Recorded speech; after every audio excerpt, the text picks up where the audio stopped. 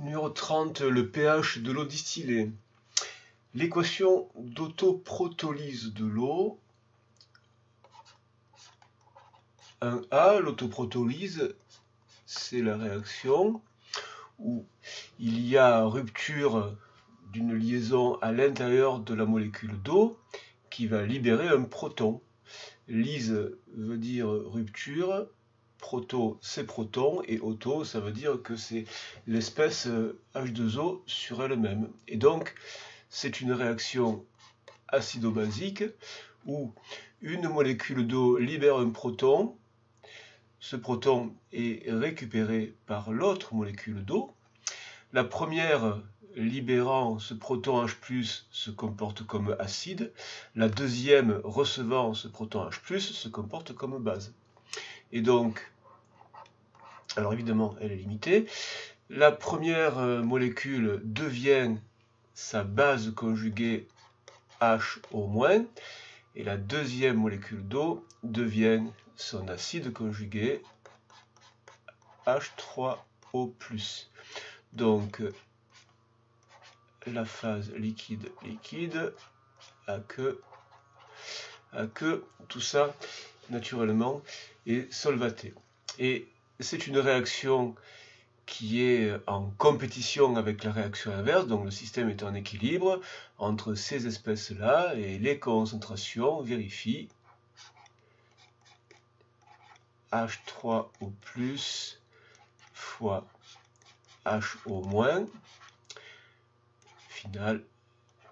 final naturellement à l'équilibre égal, et bien cette constante d'équilibre là, on l'appelle produit ionique de l'eau, KE.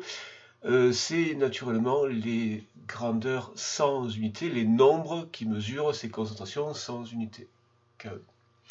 Donc à 25 degrés, on a une concentration pour HO-, calculer la valeur du pH de l'eau distillée pure.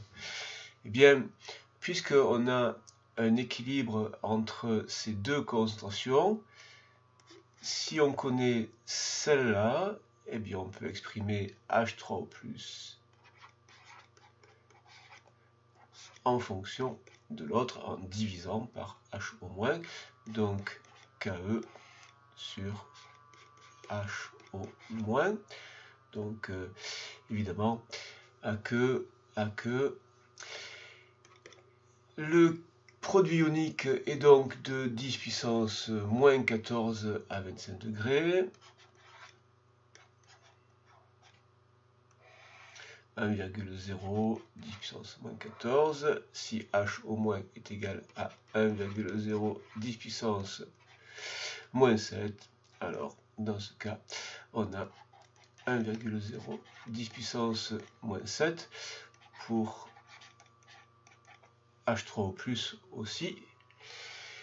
Et dans ce cas, le pH est égal à moins log de H3O+, c'est-à-dire moins log de ceci, c'est-à-dire 7,0. Alors, si de l'eau fraîchement distillée est laissée à l'air libre, eh bien, le dioxyde de carbone dans l'air, présent dans l'air, s'y dissout progressivement. Alors, le pH va diminuer à cause des comportements acido-basiques des espèces en équilibre avec le CO2 dissous dans l'eau. Écrire l'équation de la réaction entre le dioxyde de carbone dissous et l'eau. Donc, c'est une réaction acido-basique. Où se trouve le dioxyde de carbone dissous? Dans quel couple figure le dioxyde de carbone dissous? Eh bien, sa notation, c'est CO2H2O. Voilà, c'est une convention pour faire apparaître explicitement l'origine de l'espèce qui est évidemment le CO2 et le fait qu'il est en solution dans l'eau. Donc, réaction entre le dioxyde de carbone dissous et l'eau. Donc, cette espèce-là, le CO2 dissous dans l'eau, se trouve à gauche là, c'est l'espèce acide de ce couple-là.